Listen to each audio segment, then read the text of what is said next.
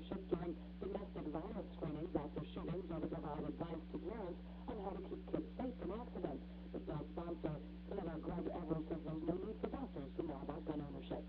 Some Florida top teachers say they're willing to support a plan that bases their salaries on the performance of their students, but they want the legislature to get it right. Brian Barry with the Center for Teaching Quality sat down with 17 of Florida's best educators to get their ideas about performance pay. These are those that are working with our children every day. They know it's working, it's not. This time, listen to it. One of those teachers is Megan Moore, who says the right reforms make all the difference. We're not afraid of performance pay. We just want to make sure it's done right. Rick Clyde, Tallahassee. 540 WFLA Newsline 602. I'm Michelle Loretta. Get these stories and more at 540WFLA.com. Sports is coming up. The Ross Volkswagen Neighborhood Traffic Center sees some traffic signs in parts of our area. Do be sure to use caution. Otherwise, nothing to slow you down on I-4 so far this morning. Looks like we're in good shape east and westbound between the attractions and the Lake Erie area. Still reports that the egress lane along the eastbound 408 near the Conway Toll are blocked off for emergency repaving. If you do see a problem on the roadways, call the tip line at 407-916 tips. From the Traffic Center, Courtney Bright. Traffic on air and online, a service of Allstate. Thinking of switching? You don't have to wait for your current policy to expire. Switch today and get Allstate's early signing discount. Dollar for dollar, nobody protects you like Allstate. Medical malpractice on your cell phone, dial Pound Mall. Morgan & Morgan, for the people. From 540 WFLA, Orlando's 24-hour weather channel. With a good deal of sunshine out there, a lot of us are now warming to some mid-80s. We continue with a gusty south to southwesterly wind, dropping to around 60 tonight with a few clouds around and some patchy late-night fog. Weather is updated around 5 on 540 WFLA. I'm Jennifer Allen from the Weather Channel.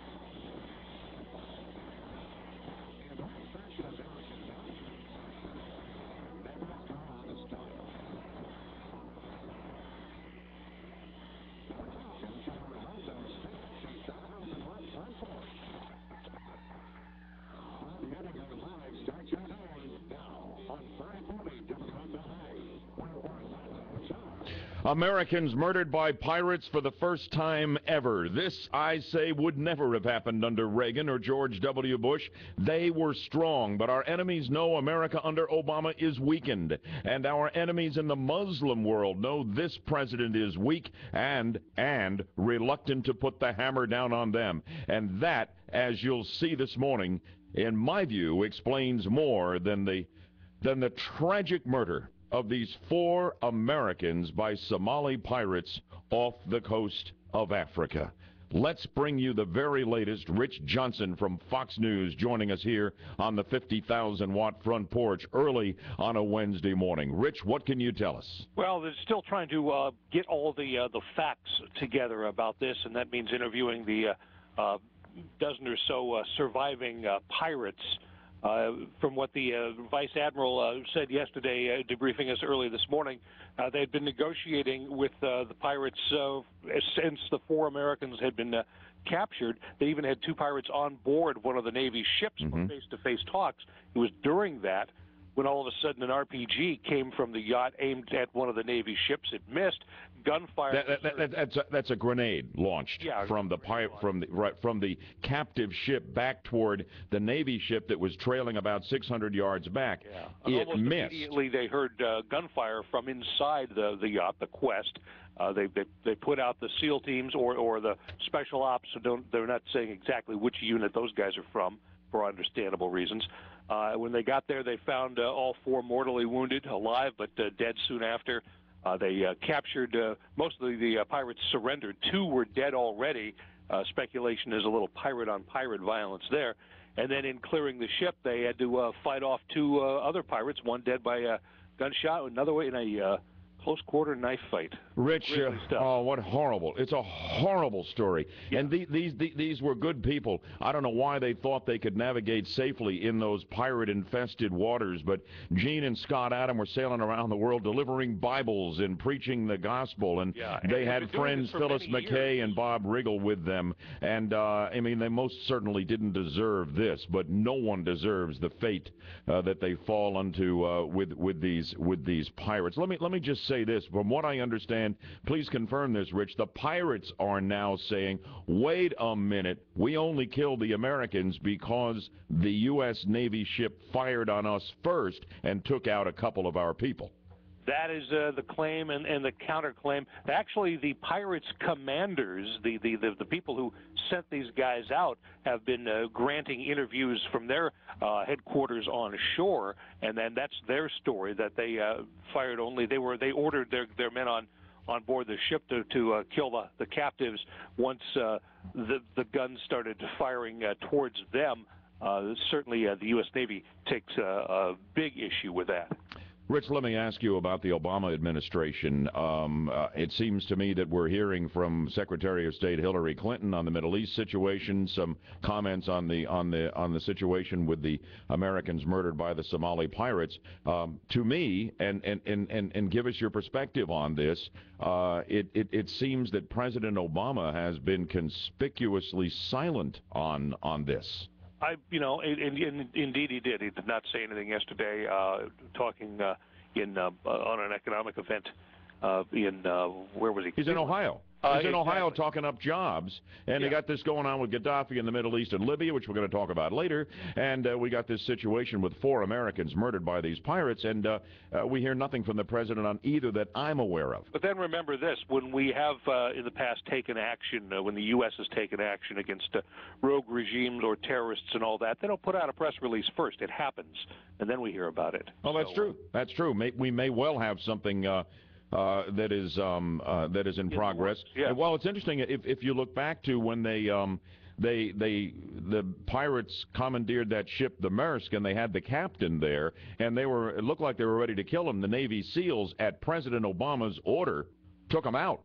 So, I mean, he did take action there that we learned about, which I think was a courageous act and really showed some presidential leadership that I'm hoping that we see now. And I wouldn't, I wouldn't close the door on something happening. Remember, that kind of thing was also taken. The initial, while they had the green light from the White House, the shoot no shoot order came on scene by the people on the ground. There was no micromanagement waiting for that green light to actually pull the trigger, on some satellite phone hookup. It was done on scene, and I assume that was the situation here. That's why I'm more tending to believe the Navy's version than the Pirates' version. Gee, I think I might be willing to lean in our direction on that too. The negotiation is what they wanted to do. Is plan 1. It was FBI negotiators on board the Navy ship. You bet. Now, in closing, is there anything else we need to know? I know Congress is out. I don't know that we're having any official calls for if we're taking on the pirates and taking them out over there off the coast of Somalia. What else do you know? I have no inside information there, but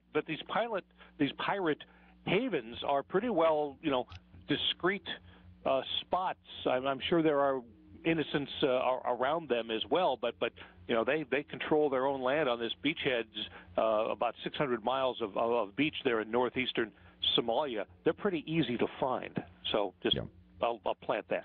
All right, from Fox News, Rich Johnson, one of the best in the business. Thanks for the update on the situation with the murder of the 4 Americans at the hands of those ruthless Somali pirates. I appreciate so much you coming on the show this morning. Have a great day, Rich. We're here for you. All right, I know you are, and I appreciate that so much.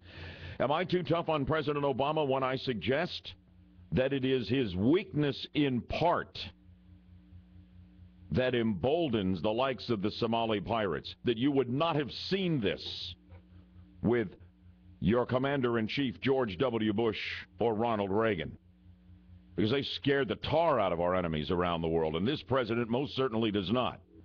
And I believe that Muslims in this world who consider themselves our enemies also know that President Obama, unlike any other president we've known, shows himself to be, to some degree at any rate, sympathetic to them and therefore not as much of a threat. Is that fair? Is that on the money? 407-916-5400 and more on the pirate situation in this tragedy off Somalia.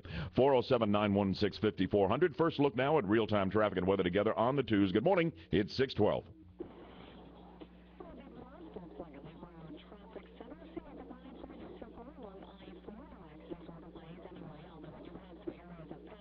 Just be sure to use caution and to expect some more visibility in some parts. Right now, we're putting around along Oak Ridge Road at Wyandotte Road. Roadblocks may slow you down through this area.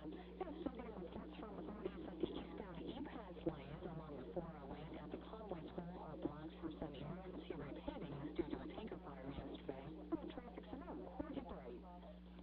Good morning, I'm Michelle Morello. I'm coming up at your 6:30 news. South and Mountain was ended with the arrest of a 16-year-old accused of shooting and killing a police officer.